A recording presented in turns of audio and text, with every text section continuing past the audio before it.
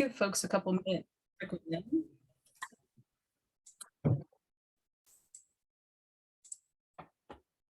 If you don't mind, just for a minute, I'm going to acknowledge C. It's Judy C. Glad you're here. Oh, And you're we mute. can't hear you. Can't hear you. Oh, there you are. Perfect.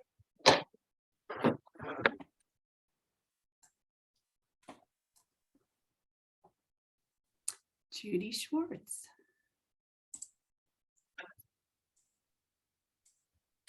I see. Hi, Dennis. Good afternoon, everyone. Thanks for coming.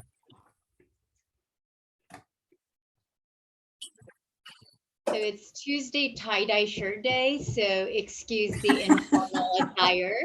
I'm still community pride here, my little ones, and so I have to fit it. Looks great. Very high fashion.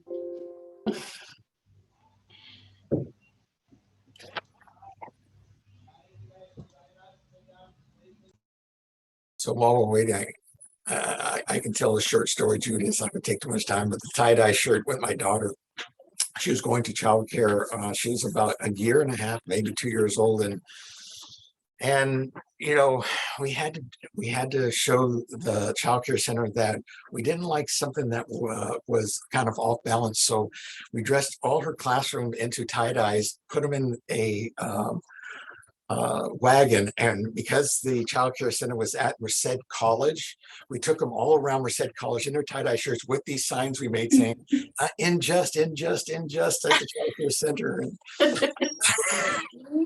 And tie-dye shirts. We had my daughter advocating at a very young age.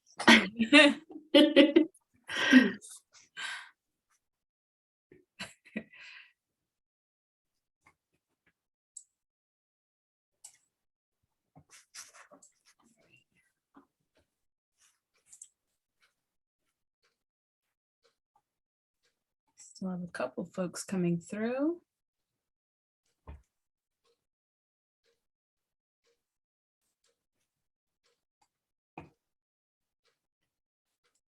One, two, three.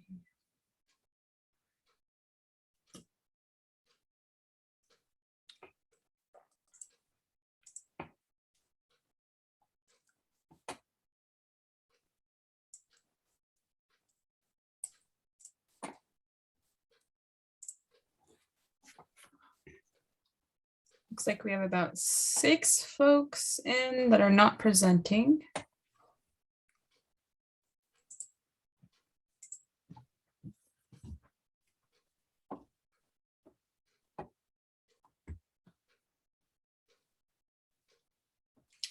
Let's give it 2 more minutes and then we'll get started. We want to be mindful of people's time.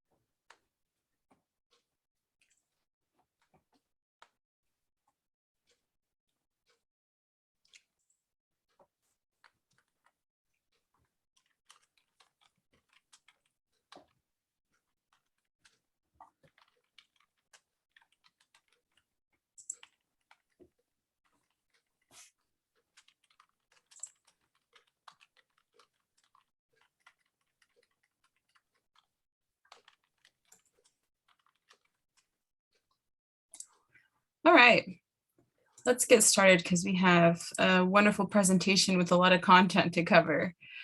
So welcome everyone to our Community Voice webinar series. This is our second webinar in this series. I believe we have 4 more, well, including this one, we have 4 more webinars in this specific series. And today we have our Merced Family Resource Center partners sharing about community voice and engagement. So we're just going to briefly start off the meeting and then hand it over to them to share their presentation. So for introductions, if you all could put your name, your organization, and your role into the chat, that would be great so we can see who's represented here and all the different positions that are represented as well. We'll start out with doing some introductions for the CFRA staff. And then once we start our presentation, we'll have our Merced Family Resource Center folks share their introductions. So my name is Victoria Hartman. I think most of you are familiar with who I am. I am the CFRA Senior Project Manager under the California Family Resource Association at the Child Abuse Prevention Center. And I will pass it off to Michael Williams next. Hi, apologies. I'll try to make my camera go again. Nope, not doing it. I'm Michael Williams. I'm the Policy Director at the Child Abuse Prevention Center. That means I get to be involved with CFRA as well as the Strategies program. Thanks. Thank you, Michael. And Victor, can you introduce yourself, please? Good afternoon, everyone. My name is Victor Rodriguez Tafoya. I'm the Communication Specialist with the Child Abuse Prevention Center, California Family Resource Association, and Strategies TA. You've practiced that a lot today. And then Brittany, if you could introduce yourself. Hi, everyone. My name is Brittany. I am also with CFRA, and I am the program support staff with specifically working under Victoria and Michael. Great. Thank you, Brittany. So we'll have Victor doing the chat watch, supporting with any questions that you post on there. Also keep an eye out in the chat for handouts for our presenters today. And we will just dive right in. So this is our agenda for today. We just did some welcome and introductions. We're going to hand it off to Merced Family Resource Center in a couple of slides to do their presentation. And then there will be some questions and answers for our presenters. After that, we'll go into some breakout rooms. Depending on how many people attend this meeting, we might just do just one discussion group overall and not do breakout groups. Just kind of depends on how many folks join. And then we'll just review some upcoming events, call to action, and our closing at the end. So that's our agenda for today. Going into a brief overview of CFRA, I'm sure many of you are familiar, as many of you are CFRA members. So our CFRA vision is to create a strong, cohesive network that promotes the success and well-being of families in all California communities. Our mission is to connect FRCs and allied organizations, networks, community leaders in a member-driven statewide network, convene family strengthening leaders for networking and working towards a shared vision, and communicate the value of FRCs to strengthen our work with policymakers. So this webinar series is very much aligned with these goals, as the request to create this webinar series came out of our Equity and Community Voice Committee, which is made up of our CFRA members. One of the chairs is actually on the call, Amanda. And when we first put together this Equity and Community Voice Committee, something that came out of there was that there was a need for some peer learning and sharing about what community voice frameworks are out there that would be really beneficial to implement in family resource centers. And as you all are very aware, FRCs are very different. They look different, they're in different locations, they provide different services. And so all of the presentations in our webinar series are centered on providing an overview of what our specific FRCs are doing to elevate community voice and community engagement, so that folks can ask questions and maybe bring back some ideas back to your organization for implementation. So this is one of our opportunities to strengthen connections across CFRA members and elevate community voice, as well as that is a shared goal. So that's CFRA, and that's kind of the purpose of the webinar series. And now I'm going to pass it off to Judy. Oh, we are all introducing ourselves? Oh, you're talking about Judy Sherman, right? Yes, Judy Sherman. Sorry. Hi, No Judy worries. Schwartz. It's good to see you. I can't even say Judy S because that's two That's people. right. So. Well, Judy Schwartz and I have been in the room, and I'm sure that's happened before together. Welcome, everybody. I'm happy to be part of the Merced Family Resource Center effort that we're going to present to you here today. I'm going to do a brief introduction of our speakers, and I'm going to turn it over to Dennis Haynes, who is the leader of the Merced Family Resource Center, along with Liz Thompson, who's here and is part of the team right at the FRC. C. Lee and Olga Rivas are our community ambassadors, and I'm a consultant working with them, but I see myself as an invested partner. I'm going to turn it over to Dennis to talk about the FRC and give you a little bit of a background about the agency. Thanks, Judy, and thank you, CFRA, for allowing us to present on the Merced Family Resource Center. And today, you know, I've been going over this for the last couple of days to say, you know, it starts way before even the Family Resource Council was started here. I mean, I'm a product of San Jose. I've been in nonprofits for over 35 years, working with a nonprofit housing corporation. And one of the things that I did back in San Jose was I got to meet individuals where they were, families. We provided services for low and very low income families. And I met with them at their apartments. And so I got to meet people and do that connecting and building relationships. And I did that for about 8 years. And we came, my wife and I moved to Merced about 27 years ago, and I started with the Red Cross here. And one of the things they said about Red Cross was you know, it's not a hard sell. I didn't know what that meant. Well, here's what I understood, that not everybody knew what Red Cross was. So I had to go out to the community, which was promoting the Red Cross, talking to faith-based organizations, community-based professionals, law enforcement.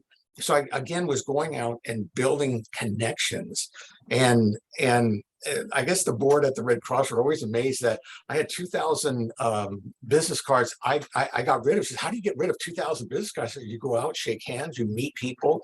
I was doing it every month for years, going out to Merced County organizations and cities and unincorporated areas to learn about the things that they were doing, and family. I had that opportunity at the Red Cross as well, but at the Family Resource Center, it was kind of a convenience thing for me because I was finishing up my master's. I told my wife, I can't finish it at the Red Cross. I'm working 24 hours a day, 7 days a week. And this job came up at the Family Resource Council. It was 5 days a week, Monday through Friday. I said, I got to get here to really finish my master's. I got to type it up.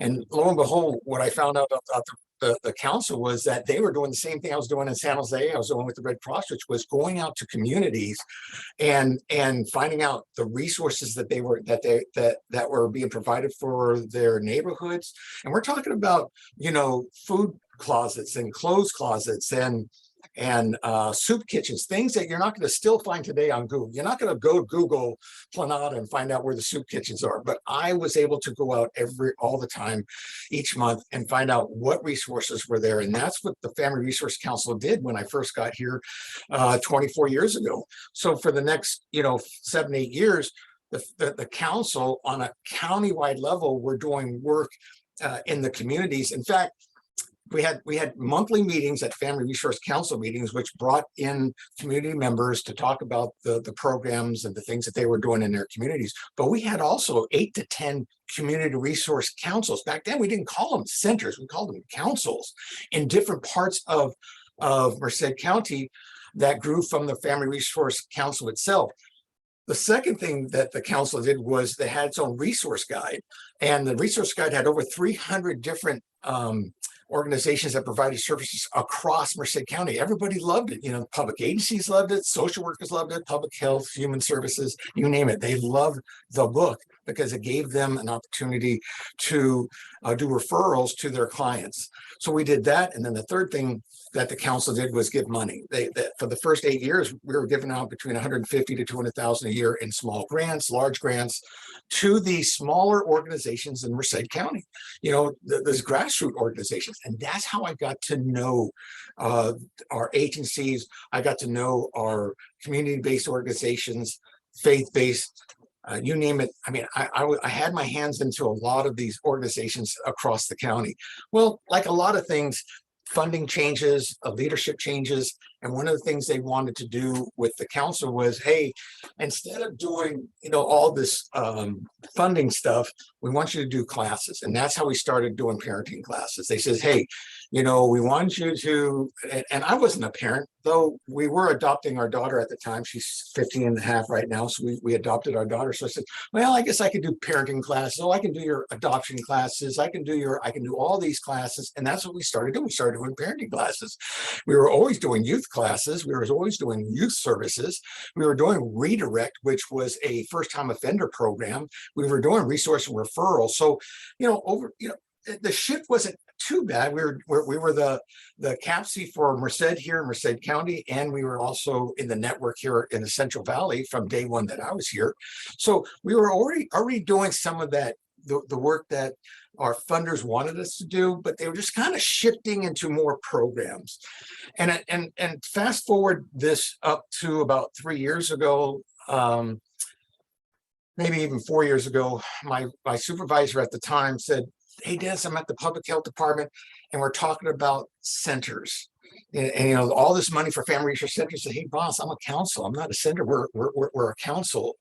And it dawned on me that why aren't we looking at this as a center? Why are we looking at this as a family resource center? So we had the opportunity to go up to the second launching of, and I have to tell you, the family resource of vehicles of change. I have that here. We got to go up to Stanislaus County to see that launching. At that time, our team came back and said, we definitely got to be a family resource center. I got to talk to a couple of our partners. One of them was Scott Waite, who's the new executive director here at First Five, and several others. I said, who is the best person that we can contact to set up this family resource center? We had gone down to Kern County. We knew Kern County was already doing family resource centers. They took their first $5 20 years ago, and that's what they built was family resource centers. We took a look at a community-based center. We looked at a school-based center. We came back, says, who are we going to hire now? And Judy's name came up, and it was kind of a no-brainer to start meeting with Judy. As Judy and I started talking to each other, we were just kind of in sync. I don't know if I'm not going to talk for Judy, but we were in sync of what we wanted to do here in Merced, what she knew, and how to get us there. I'm not a big planner. I'm more of a, what do we need to do today, and let's do it, and we'll worry about it tomorrow. So she said, Dennis, let's take a look at this. Let's take a look at what you're doing as a county, which is you provide services, referrals, classes, and let's take a look at that next piece of what family resource centers really do, is that convene community members to address those issues that were more neighborhood, more to the area of safety and well-being. And it made sense to me. I've been wanting to do this for a long time, and made sense. There was another shift going on with funding about 3 and 4 years ago. We celebrated 25 years 2 years ago. And it was at that time we said, we're going to move away from Family Resource Council and we're going to go into Family Resource Center. And that's what we did 2.5 years ago. Well, COVID hits. We moved from a 3,000 square foot to 900 square feet. It made sense to begin that process at that time of converting us to a center. I needed a strategic plan. We got some seed money from a foundation in the Bay Area to hire Judy to begin that work. We had somewhat of a vision statement. This is kind of that vision and mission that we finished up with, but we had something to start with, which is, you know, that vision of a resilient community where people contribute to their safety and well-being. We had that kind of mission. And a lot of this stuff, you know, the Family Resource Center connects, supports families and community partners in a safe, respectful, trusted environment. Why is that important? Because, hey, I've been here 25 years now, and that's what they knew about us.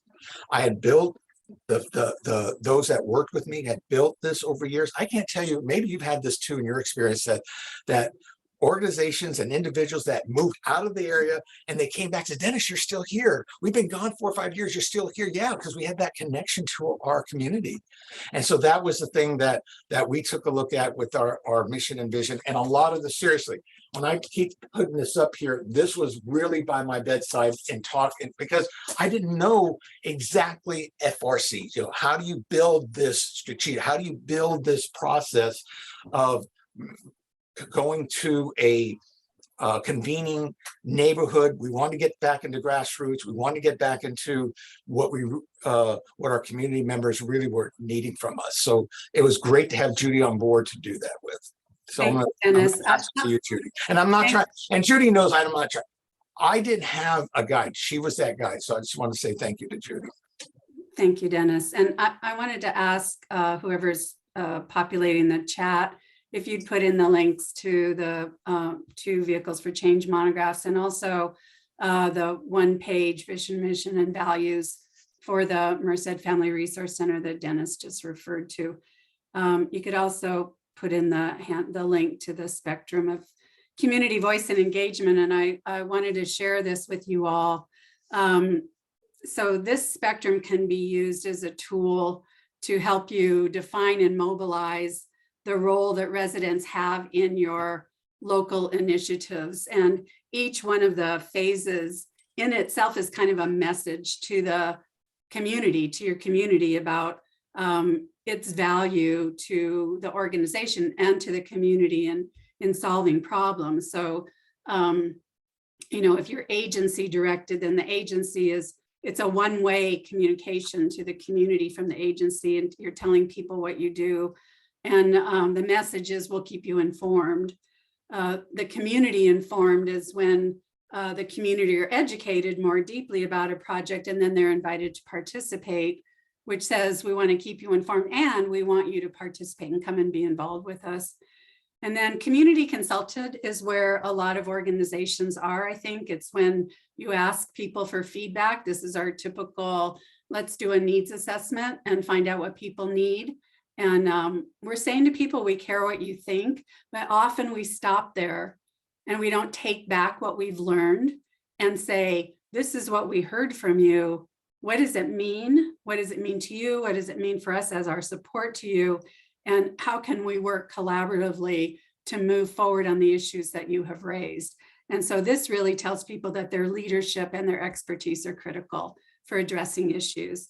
And then the last one is really having the community drive what the issues are, and the organization falls into a purely supportive place to be. I wanted to take a moment and invite you to complete a poll so you can think about where you are on the spectrum. Brittany, I think you were going to launch the poll. We're going to put up this poll briefly, and if you would just choose where you think your organization lies on the spectrum. Are you agency directed, community informed? I'm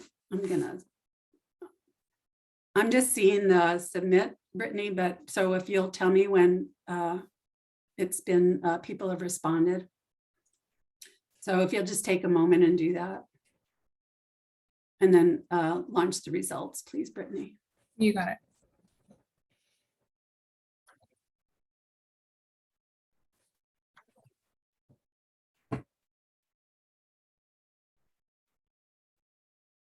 So while you're completing it, I'll say it's not always linear. You're not always one step, next step. You can kind of move back and forth in the spectrum. And as we talk about our project, you'll see how we've done that.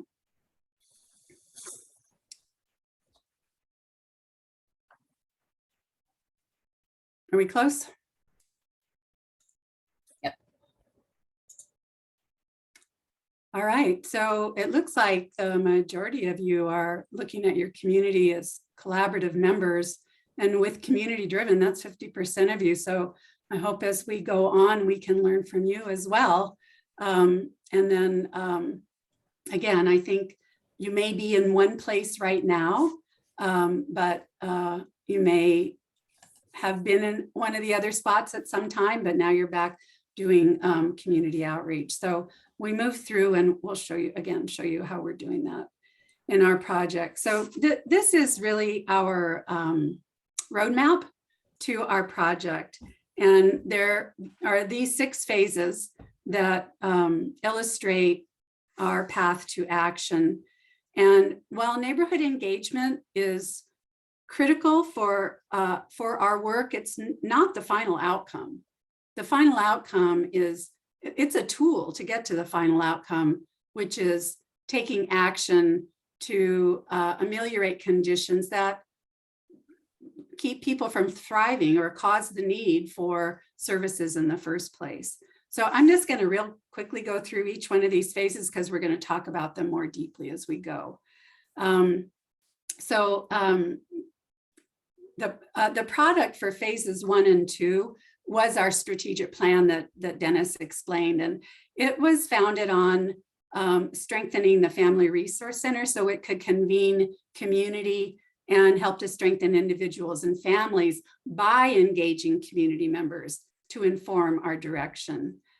Phases 3 and 4 began by recruiting community members as ambassadors, and you heard that we have 2 of our ambassadors from our team who are joining us today and will contribute to this presentation. Our ambassadors help to conduct outreach and then take the lead to deepen our understanding of what individual and community needs and interests are. And then we are in this stage 5 right now, although again, we will move back and forth in some of the other stages. We're planning a community outreach event, which we're calling a launch for our project, that will lead to dialogue circles and action to address these issues that have been identified by community members as important. So let's dive in a little bit to each one of the stages, and I'll turn it back to Dennis to, if my screen will be, to talk about phases 1 and 2 here. Yeah, thanks, Judy. And so COVID hits March, we move in June. Judy and I have been talking and said, hey, we need to start bringing our teams together. And so in October, we began convening our groups, and our groups were diverse community members, from agency partners to parents that we had done some of our parenting classes with that lived in the surrounding areas, that were in the child welfare system, residents that lived around us. Just a number of those individuals that were varied in their life. And just to begin that discussion on, what we wanted to do, wanted to hear from them. We got some positive feedback saying, it made sense. It was making sense of why the shift, because you have to remember, a lot of them still consider us a council, and now we're moving to that center. They wanted to know what that meant. And so it just, they were just very supportive in working towards that and being a part of it as well, which was really exciting for us. That to build that relationship, we knew it was going to take some time. We said, we're going to do this in a methodical manner, because that's one thing I learned with Judy was that, hey, we want to take our time with this. We're going to set up working agreements on how we're going to do this so we can build that trust, that safe, because, we have safe in our vision, safe in our mission. So how do we build that with the groups that we're going to be meeting so that they feel that they had a voice? That was the next thing. It's like, we have to remember, I'm not sure how many of you have had this experience yourselves with when you're going out to the city or county and they're asking for your voice and they don't really hear you. We wanted to make sure that they knew we're going to hear you in things that we're going to be discussing, and not just today, but for tomorrow as well. And so we set up that safe zone for our families, for our community members. Our first meeting, we started to take a look at the purpose, what we're going to be able to contribute, what they could contribute. And then the last thing was, what are we going to learn? Because that was really important. It was not just about, it's something new, something that we can do. It's what can we learn from this from a community-wide level, neighborhood level, and as an individual level? So we really were addressing a lot of the things that you see in your vehicles of change. And one of the things, and thank you for putting this slide up, Judy, was what we discovered, even for myself, was I had to know more about what the FRC was.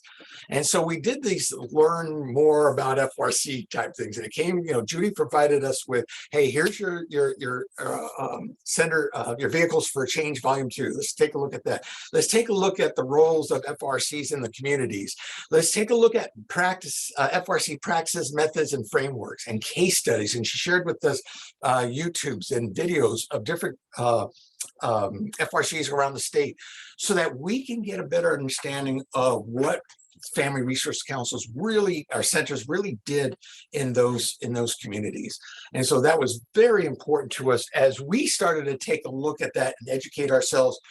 What are we talking about here? Merced County is a big county. You said we're not county. We're talking about an area here. And if you take a look at this map, this is, you see the FRC. We ended up coming here at the Merced County Office of Education's main site. We're in a building here, 900 square foot building. And we started taking a look at what was around us and discovered we have a lot of rich strengths just around us. And that's what we were kind of pushing with our community members, our neighborhoods, that yeah, councils are kind of the county. We wanted to be the neighborhood.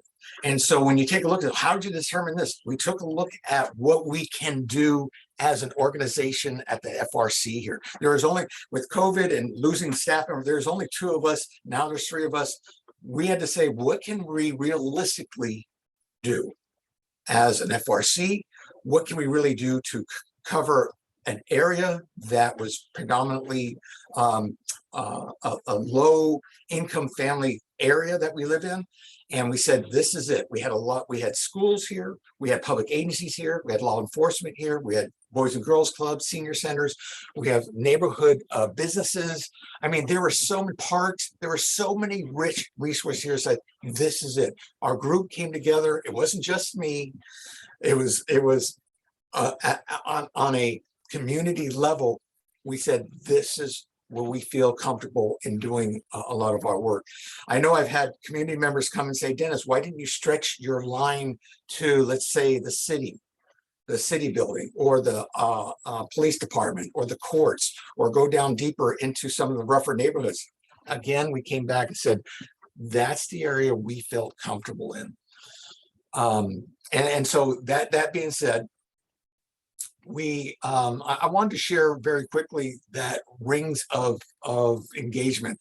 That's an important piece. I'm not sure how many of you, Judy brought that to my attention. What does that mean?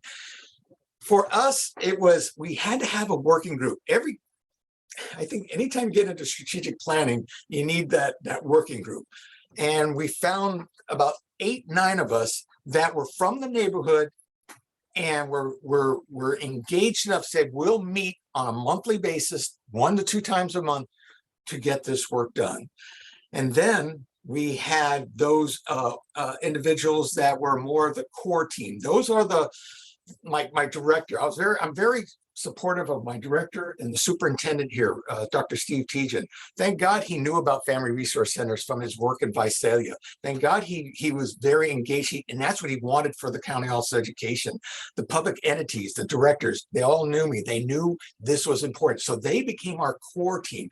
They didn't meet every month. They didn't have time to meet, but we did engage them on a quarterly basis. We had quarterly meetings saying, hey, we want you to see what we're doing to keep them in the loop. Let them know this is what we're doing.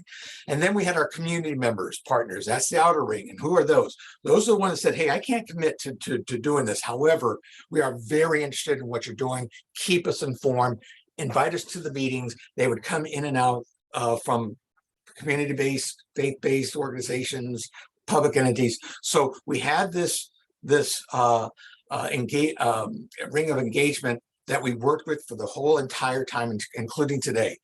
So the next phase, that's the first phase, was having us work together, having our rings of engagement, making sure that as we were moving along in our core group that we had our planning team, that our core group was involved with it, because guess what?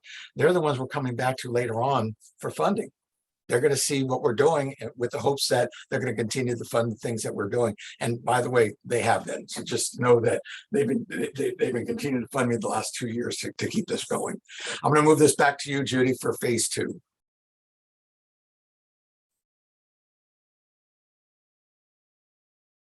Once we had defined the neighborhood, and I just want to add one little more piece about the neighborhood. Often, in my experience of working with family resource centers across the state, some family resource centers have been around for a long time, and many of us become part of an existing family resource center. So this journey that we've been on is really kind of the origin story of the Merced Family Resource Center. And rather than coming into the neighborhood, we did this effort of defining the neighborhood, knowing that FRCs are place-based, FRCs are neighborhood-based. The relationships that FRCs have really is the thing that sets FRCs apart from other kinds of providers. And having that, what we started calling a catchment area and evolved to start calling the neighborhood, was really important to get going. So at that point, the team was ready to move out into the community and ask questions of community members, neighbors in our neighborhood. You know, what are the elements of a thriving neighborhood? What does a strong family look like? And how can the Merced Family Resource Center contribute to strong families and thriving communities? So this was our kind of first dip into going into the neighborhood. And we used that information that we gathered, that understanding of the neighborhood and the perspectives of members of the core team and the larger community team to set goals and to begin our implementation planning process. So in this phase, we're kind of in 2 stages in that spectrum. We're consulting the community through the listening sessions, but we're also including community members as collaborative partners. Liz, I'm going to turn it over to you to talk about the listening sessions. So we held 4 listening sessions. Participants included transition age youth, parents and caregivers, staff of public agency partners, and the faith community. We asked them similar questions to the ones we asked ourselves. What is your vision of a thriving community? What are the elements of a strong family? And what is the role of the FRC in ensuring strong families and thriving communities? Themes from listening sessions. After we discussed themes that emerged from the listening sessions, concerns about homelessness, confusion about what the FRC is, and at the same time hearing about the role of the FRC in supporting parents and building relationships with parents, people wanting a safe community, a place to connect and build relationships, and being inspired to see how the FRC can broaden its scope and rebuild its role as a convener to address issues of concern to residents and other stakeholders. Dennis, back to you. Yeah, well, now you're thinking now the core, he says, I love the heading says core team now gets to work. Says, well, weren't you doing work before? Oh no. Now we heard from the community. Now it's time to strengthen that vision, strengthen that mission statement, and really put the values. And I know they launched the value statement up on the chat box, but I want to tell you, I was looking at it. It doesn't have all of them in it. I mean, there's about 3 or 4 missing. We added to them, and it. Not only did we add to them, it came from the community on how they want them worded. Every word was smitten to make sure that those values is something that we can live with, not just today, but tomorrow. We established the goals and the goal areas. We designed the implementation plan, and it all came from those listening sessions, from talking to the community and finding out what was it that they were really wanting for their community. And then we kept the community informed. This is very important that as we shared this work, that it was shared with everyone. You know, that circle of engagement. You know, we said we're going to talk to everybody, let them know here's what everybody's saying, and we're to keep you informed. So with all that effort, we ended up identifying 3 overarching goal areas. And the first is health and well-being. And the emphasis in this goal area is on the factors that contribute to health and well-being, and also that people have the knowledge and the skills to maintain healthy lifestyles for themselves. So this is an individual sustainability capacity building. This goal, Safe and Nurturing Families, focuses on building trust.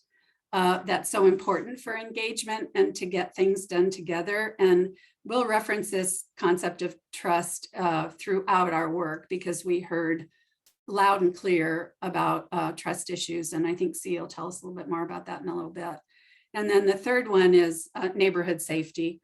At this point in our planning, we didn't know specifically what community members wanted to focus on. We heard a lot of different things about the neighborhood, but the emphasis is really on residents' actions, their actions, with the intent of moving to the far right of that spectrum, which in community engagement, which is community ownership of the issues. So the implementation process for the 3 goals was done in 3 small groups from our core team. And they worked independently, but what emerged was the same beginning for each one of the goals. And that was to find out what people want in the neighborhood, meet them where they're at, to not bring people to us, but to go to them into the neighborhood, find out what people are willing to contribute, and helping the Family Resource Center get to know the community. So as we pulled back and we read each one of the 3, we said, wow, they all start the same. So we're going to merge our efforts and start by going back into the community and getting clearer about our goals. So you might say, well, haven't you already done that? Haven't you already gone? We started pretty high level, and I think this is what you do as you build relationships. You get to know people, you put yourself out there, and then you go back in and you say, well, we want to know more from you. We've heard this, but now we want to know more. And that's a good feedback loop to create with community members. And now you'll hear that we're going to do it again in the 5th and 6th stage. So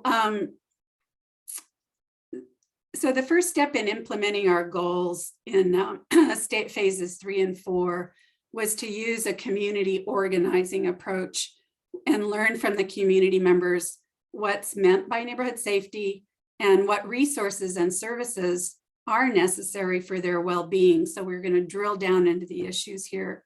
We convened a small group to design a logic model and planned outreach to expand our team with ambassadors. We included a community organizer and an evaluator in the design of this stage.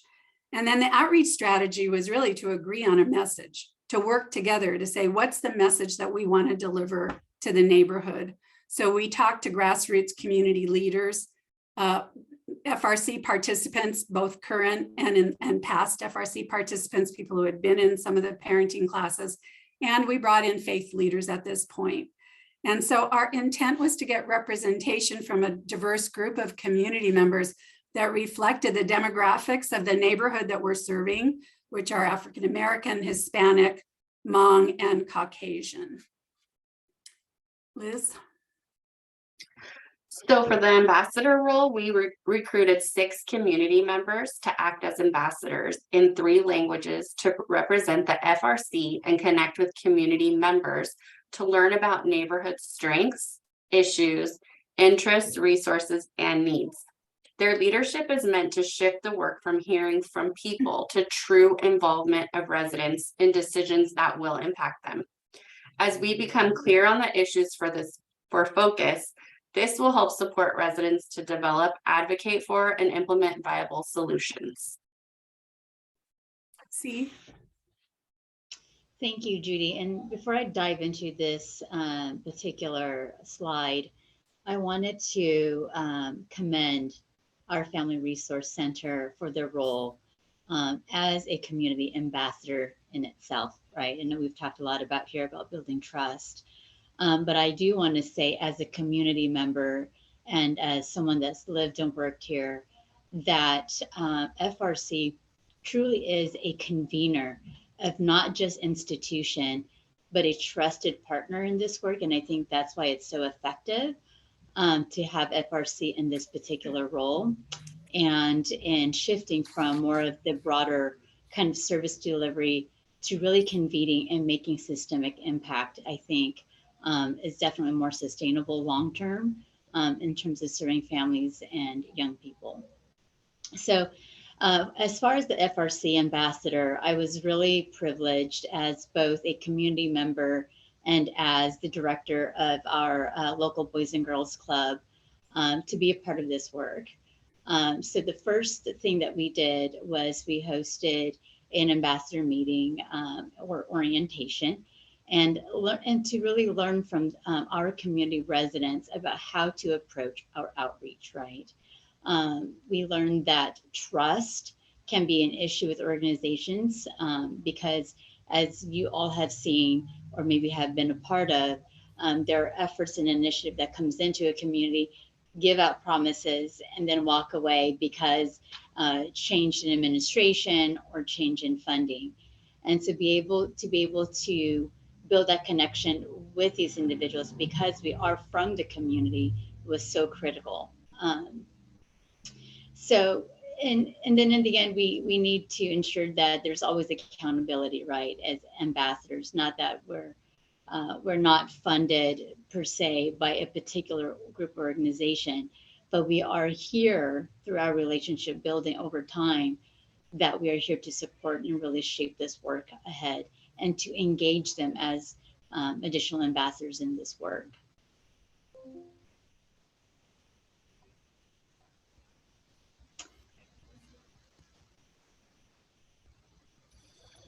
Dennis, you want to talk about the ambassador? Well, we were talking about putting that up, those that were the ambassadors, and we really did take a look at the neighborhood itself, making sure that we're representative of our neighborhood. We have Olga here; she's going to talk in a moment. Olga lived in the neighborhood for 35 years. Tua and Crisley and Chong, they had been in the neighborhood a long time. So had Colette Ferris and C. Lee and Loretta Spence. They've been in this neighborhood a very long time. The neighbors knew them, so there's already a trust there.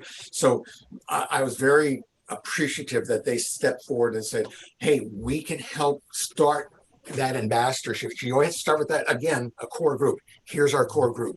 And they walk the streets. They talk to the churches. They talk to the businesses. See? Oh no, Liz, I'm sorry. Sites for outreach. One thing that we talked about is that these are safe places.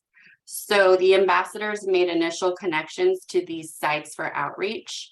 Their knowledge of the neighborhood and the people made outreach fairly smooth. The apartment complexes were more of a challenge because it was hard to find someone to coordinate with. The Hmong community requires personal connections, and 2 of our ambassadors were beginning to make connections there.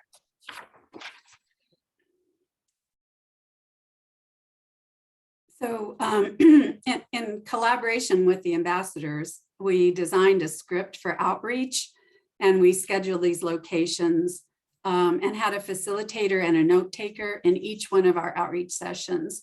We discussed providing food and childcare, as you all know, which is critical in inviting people, and the best way to provide incentives for participation.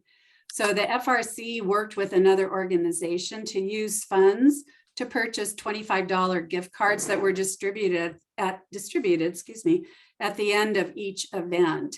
And then each ambassador was offered a stipend for their effort, and will continue to be. So in April, we held 4 sessions with a total of about 30 people in those 4 sessions. And most of the participants in that were African-American, and people ranged from ages of from 23 to 98. Now So themes from our outreach meeting, we gathered 6 themes from the meeting. One of them is what we love about our neighborhoods, such as, working together in the past to make change, different cultures getting along, always someone to talk to who I trust, and quiet neighborhood. Another theme is focus on youth, more activities like drawing, arts, music, and sports. need people to mentor and teach, and need a youth center or a place for kids to play, something that's dear to my heart. And then access to services was another theme that came about. Some examples include mental health problems in the community. People need support for diabetes and high blood pressure, integrated services. So, if you go for food stamps, for an example, that is currently what you get, but being able to expand on that for referral type services. Neighborhood safety, a very big, important theme that came across. And then, of course, the FRC role in this work. People want the FRC to learn about what is going on in the community and to advocate for them. People ask that we do more than just meet and talk, but really to take action. And then the final thing was local resources were mentioned, in that we can build on people, places, and institutions.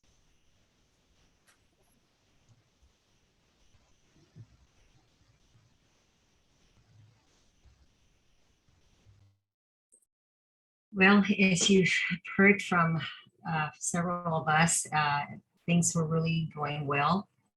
The progress was incredible. The meetings that were taking place and everything that was coming out of them. One of the things that I think resonate with me from the very beginning and what came from these meetings was the trust issue. We had the one person that was in charge of this, who became the face of our FRC in our community, just happened to find another job, and she left us, and we were left figuring out, where do we go from here now? Everybody in the community knew her. She had been out in the streets talking to everybody, and we were kind of saying, okay, so one person was asked to take over for her, which was one of the ambassadors, and everything was going well. Things were starting. We had planned for 6 more meetings with the community to continue to get some output from them, what there were concerns about the area, and COVID hit, and everything came to a standstill. The staff member that was leading this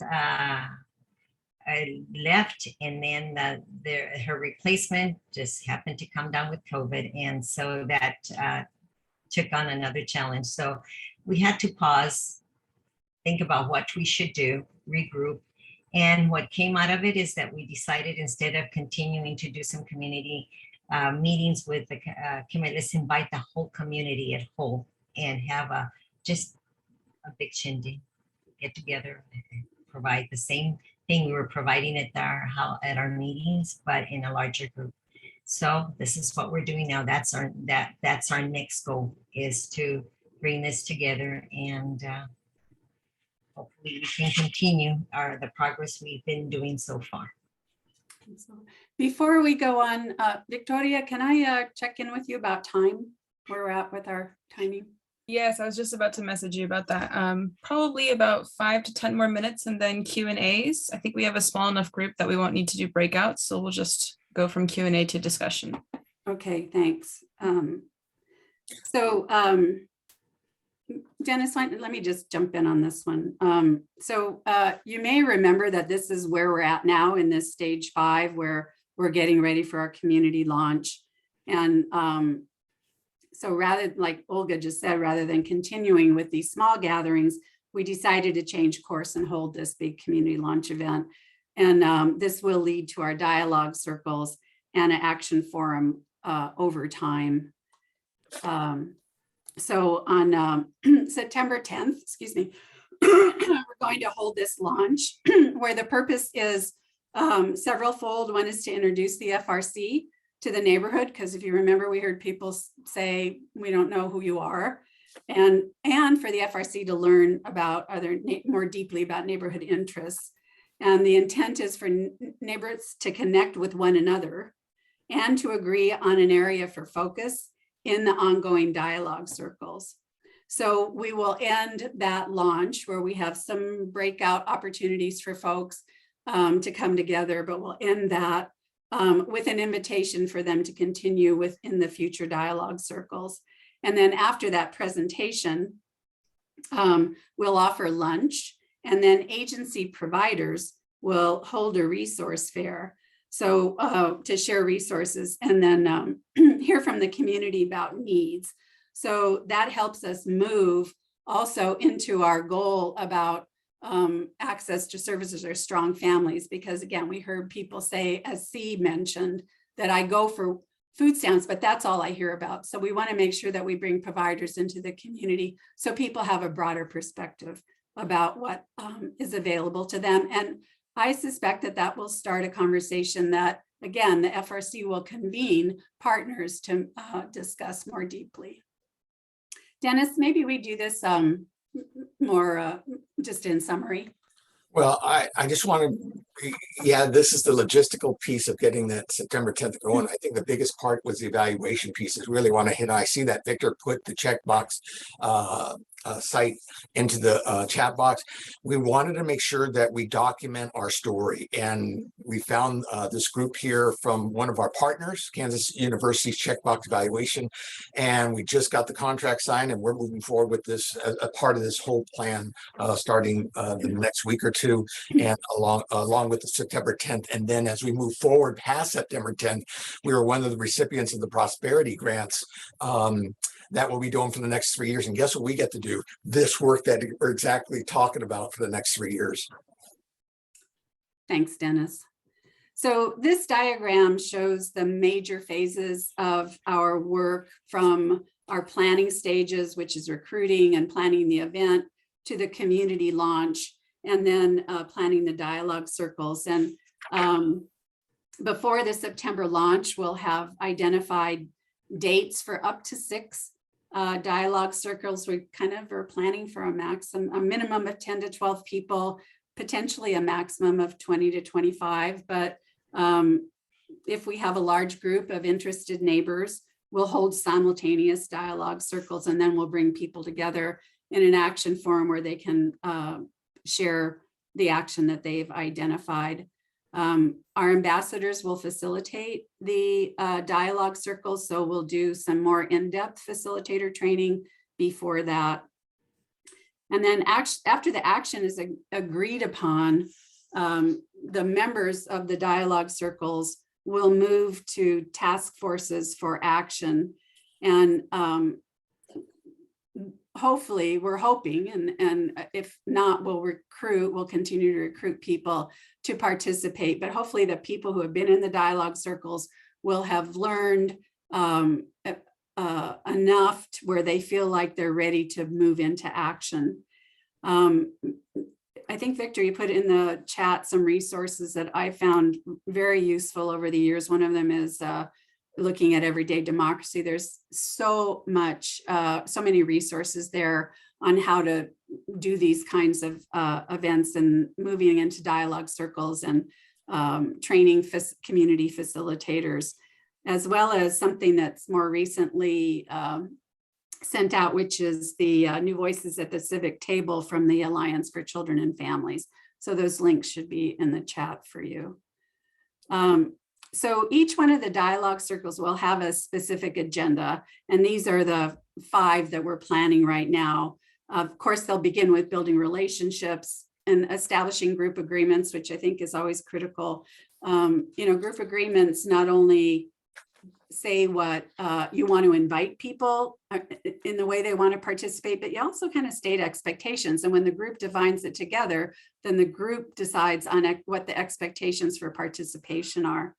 The next 2 sessions will be really focus on learning about the problem, and potentially a root cause analysis could bring up discrimination and inequities. And we've already heard from the community members who we talked to in the outreach session that their neighborhood lacks some of the things that thriving communities have. So here we'll look at data that describes the community and helps to illustrate the issues, and also talk about what's being done already, both from the community members' perspective, and we'll also bring in public officials to participate and potentially present. Kind of depends upon how things unfold. In session 4, we'll start talking about some approaches to change, and in session 5, we'll agree on designing action plans. So these are kind of our next steps, where after the dialogue circles, we'll transcribe the results and create a report that will then loop back to the community and probably have another launch, which we would call the action forum, to present back the data on participation and participant evaluation, and then publish the results with other community stakeholders. I think I've mentioned we'll determine in the action forum, determine categories for action, who will participate, and then plan for how people can fully participate. And then in doing the action planning, actually share the plans, confirm the issue, sharpen the goal, list whatever activities, and determine how to measure success. So I'm sure all of you have done some kind of work and some kind of planning that's similar to this. I want to highlight one framework that some of you may have seen through the Interaction Institute for Social Change. And these are what I think are critical elements for engagement, no matter what kind of a meeting or a gathering you have. Every agenda that you design should have attention to these 3 areas. So starting with relationships, there needs to be time for people to get to know one another and work together by sharing perspectives and being heard. Again, those working agreements contribute to building relationships and also help people reach their goals.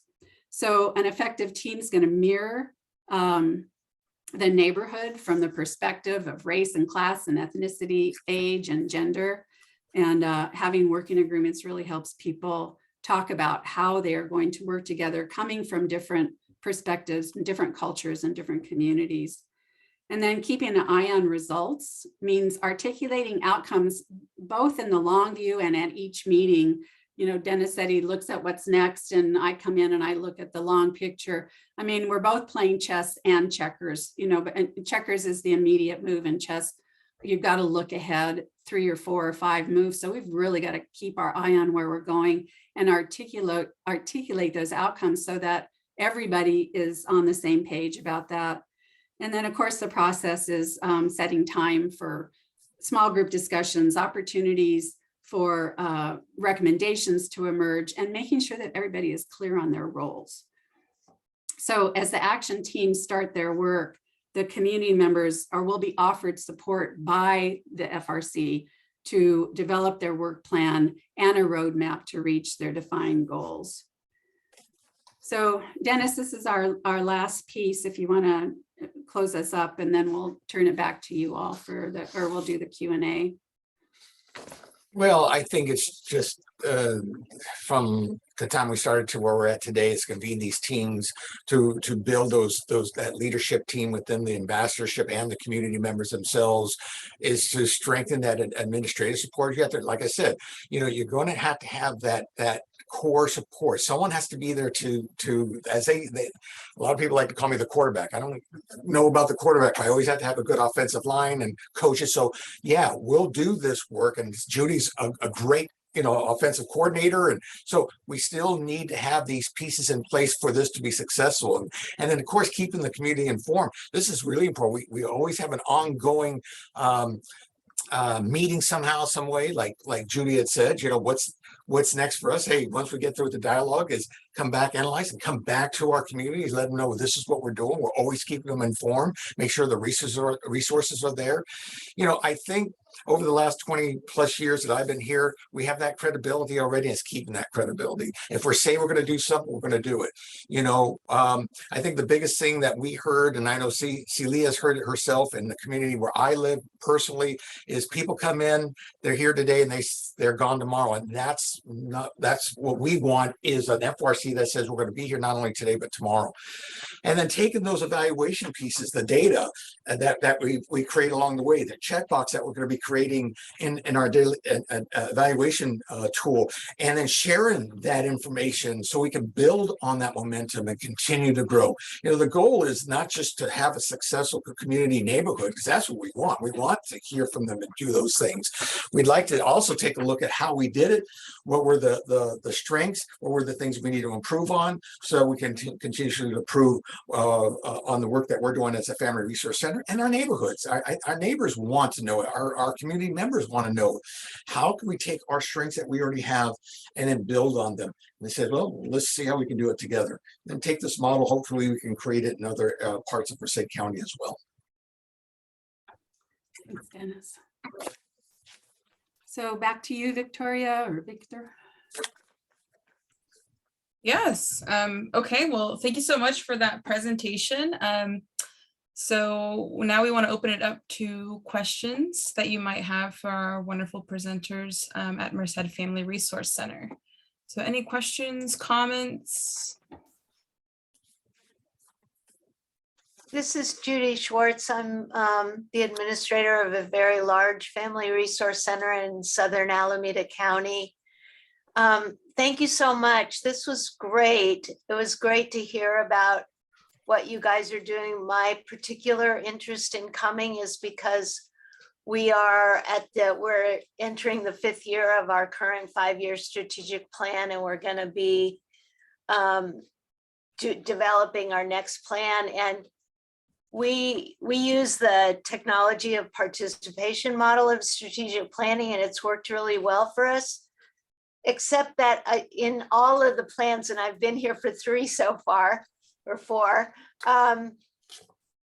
I feel like this area of community engagement, because we're on the opposite side, we're not neighborhood based, we serve 3 cities. And so this piece about engaging the community has been the most challenging, and you guys gave me a lot of good ideas, so I really appreciate it. Thank you.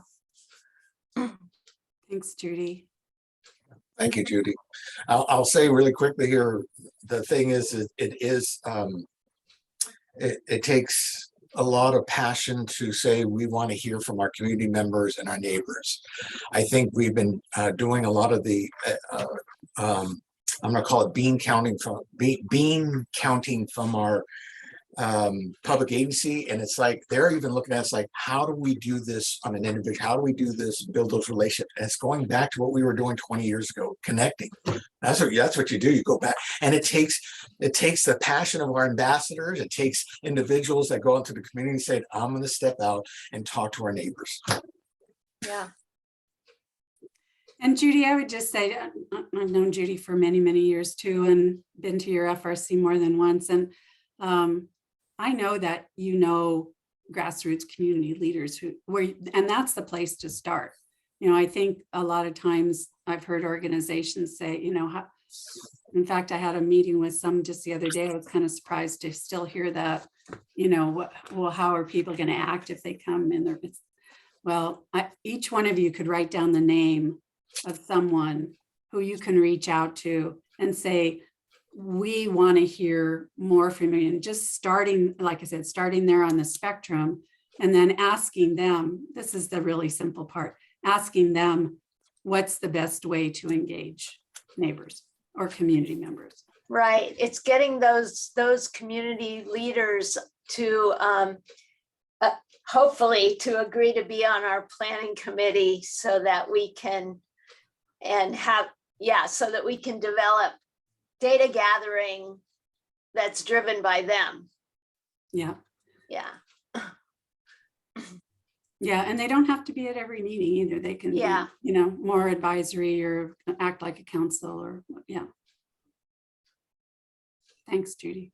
Judy, I appreciate that question because I have a feeling a lot of people in the conversation right now, and hopefully people who catch this via recording, are going to be thinking about, so how can we do this, and how does it, you know, what are the possibilities and the barriers in our work to applying a similar approach? And that was kind of the gist of, you know, it was really worth it to take the time to get this full description. If we would have had breakout rooms, that was kind of the gist of it. So I'm wondering if we swing it back to this larger conversation. And for you all out there, what are you taking in that you're excited to try, or that's affirming of what you're already doing, that you already have successes, and what are your considerations in doing this?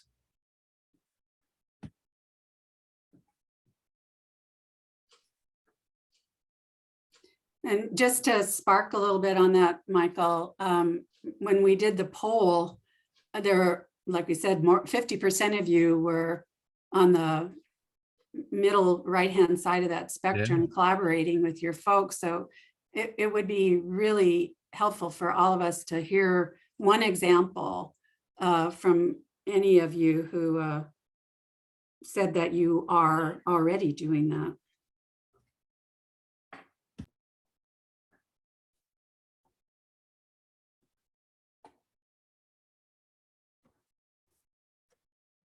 Don't be shy.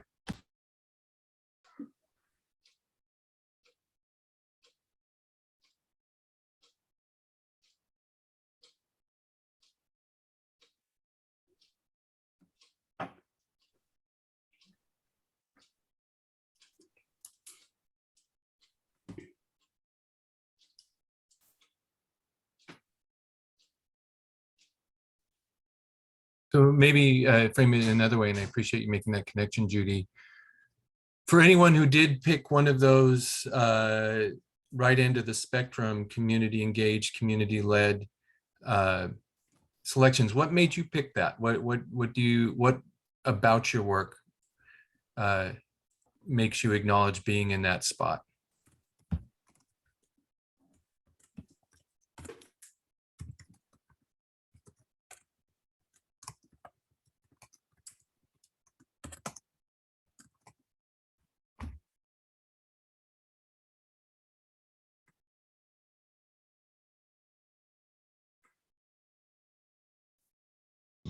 Hi, my name is C, and I am one of the ambassadors for the FRC here in Merced. And I just wanted to, again, reiterate the importance of the FRC's role, commend Dennis and his team and their leadership and being champions of this work, because I know it's not easy. And it really takes bold, courageous effort to even begin to have this conversation, right, with our local community partners, CBOs, and so forth, and then to go down even deeper and to reach our residents and community partners, which is the missing segment, right? We come in and say we are the heroes all the time, but the reality is our residents are their own heroes. And for FRC to say, you know, let us be a partner in this work and be a resource to you to help you make what you need to have happen. And it's not an easy task. It's really, I think, something that was mentioned earlier, is that these relationships that FRC has had with our community partners and now with our residents has been an ongoing effort for about maybe 20 years now. I have stepped in and out of this work in our community, and guess what? Family Resource Center is still the place to go to see what has changed, who's where, you know, and all of the most updated happenings. And so, again, kudos to the work that you're doing. It's not just providing that Band-Aid, right, to address, you know, whether it's child abuse or court order resources, but really looking at how do we provide resources to families so they can really thrive. And it's a huge undertaking. So I want to commend you. Thank you for allowing me to be a part of this thought process and serving our community and their families. Yeah, thank you, Celie. You know, you're very kind. I've known the thing of being in this community 27 years, you get to know people for quite a long time. I've known C for quite a long time. She's a great asset for not only the Boys and Girls Club, that's who she is the executive director for, but for the community here. And because she sits in our neighborhood, man, it's very beneficial for us here that we have her at our access for not only our community members and our families, but our youth too, and our younger children. The thing is that it comes back to, you know, It's very important for me, and Judy knows this as well, that we say what we mean what we say, that we're going to be here today, we're going to be here tomorrow, and we're going to hear, we're going to listen. We're just not going to ask you what you want. We're going to sit down and have these dialogues, these conversations, and Judy used the word build the relationships in our communities. And it takes time to do that. And I know not all of us have that time. And that's why we need those ambassadors, because we need those ambassadors trained up. And that's another thing that we put into our planning is how do we train to make sure we're asking the right questions, using the right words, dressed in the right way. I mean, you're not going to see me in our neighborhood. It's just this does not work in the neighborhood. However, other ambassadors will. And so it's just knowing the neighborhood. We're just very grateful to have those individuals that said, Dennis, if you, as long as you're there, and I know that was very important to Judy, it's important to everybody else, is that if we're saying we're going to be here and we're saying that we're going to communicate with them, then we better do it. Yeah, it's about accountability. So when we had that pause that Olga talked about, that was sort of the driving force to plan something new. And Olga, because I thought it was incredibly important that we show that we're accountable and we don't just, have these conversations and then disappear. Olga reached out to every person who had been in those 4 sessions and said, thank you for participating. We're still here and we are planning an event, so stay tuned. So it was kind of like a little save the date, and we will be sending out another save the date because we had said we thought we would have an event in July, but again, because of all those situations, we're having to push it out to September. Nonetheless, we're going to stay connected with people to say, we heard you, we're here, and we're coming back. So please join us when we return. I think one thing that's different now and will be different going forward is as a result of COVID, but it's not, is that going forward, our work lives and our service delivery systems are going to be hybrid in nature in a way that they never were before the pandemic. And that's one thing in our strategic planning going forward. I'm trying to figure out how to bring everyone to the table when a lot of the people that want to come to the table aren't going to feel comfortable coming out. So, yeah. And, sometimes it may take building capacity for people to get online. I mean, you got to go back to the basics and make sure that everybody has the tools to do that. Dennis acquired, 6 tablets, I think, or 14 Chromebooks to distribute so that people could participate. So just, these, I'd forgotten about that until just this minute, but, I just making sure that people have the tools to fully participate.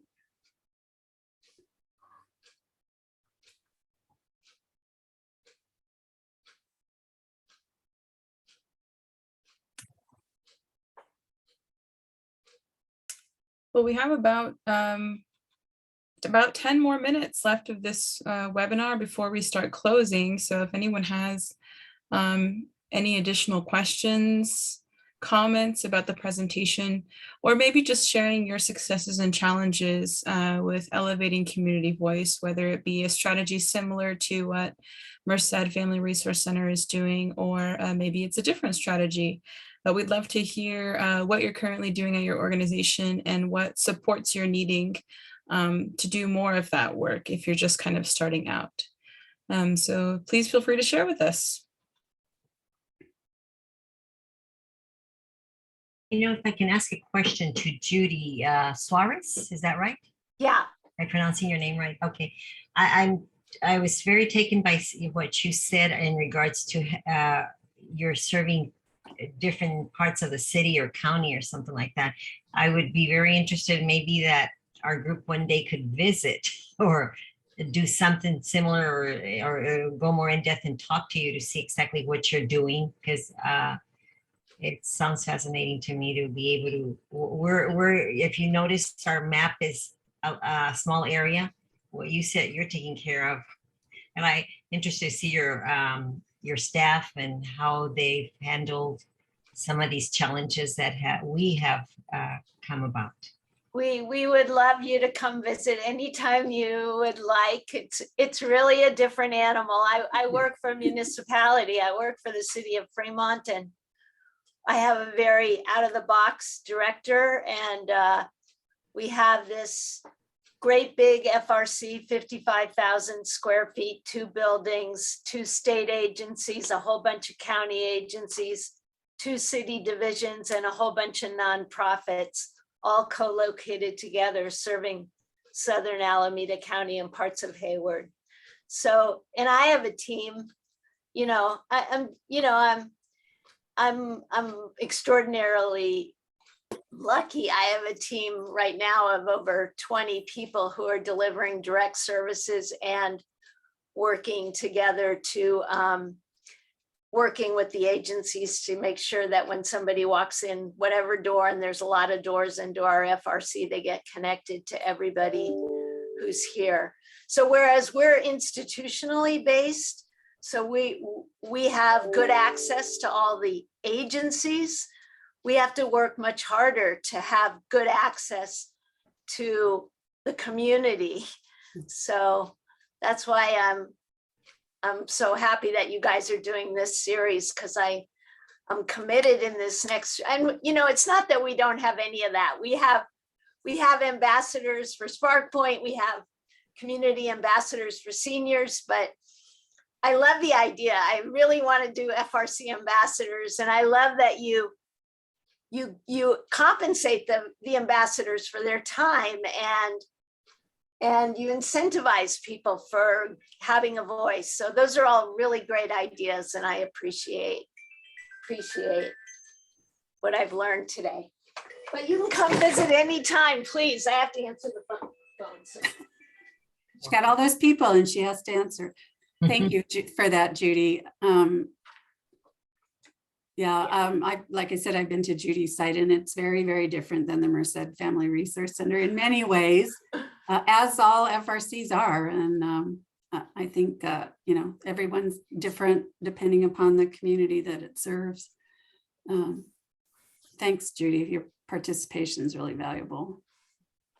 Well, I want to thank the California Family Resource Association, CFRO, because it's their funding from the last year that helped to do some of this work. Because I can't, we're reaching out to the community members. We're getting the talk that we get to use the funds from this to really get down to the nitty gritty. So I can't thank them enough when they say, "What would you use it?" Well, this is what we do. I mean, and we give it away. I don't want to keep it. I want to hear from the community. I want to get them there to hear their voice. And so I want to thank you for this opportunity to do that. Oh, thank you. It's an honor being part of this, and I'm really glad Victor's coming down. And I think that is a story to tell. Dennis, you are gonna segue into our repeated advocacy message in the coming year, and that we came very, very close to get family resource centers in the state budget this year. Thanks to all of you who mobilized.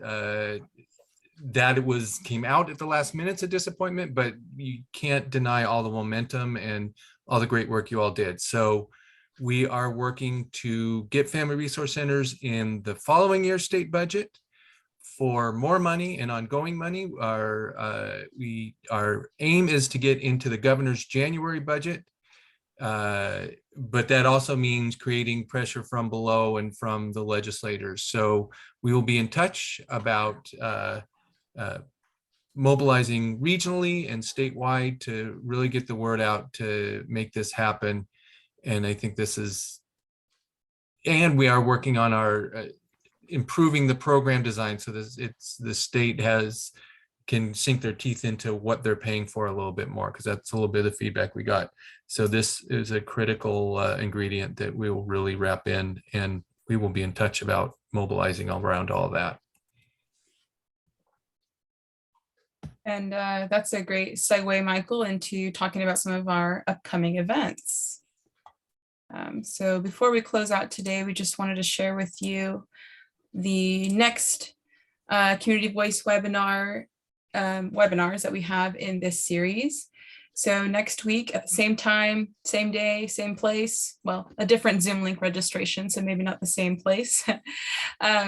We will be having Head Start and Cadango talking about some of their parent advocacy efforts. So it's very much aligned with our work these days with the FRC budget proposal and mobilizing the community to advocate for the needs of FRCs as well.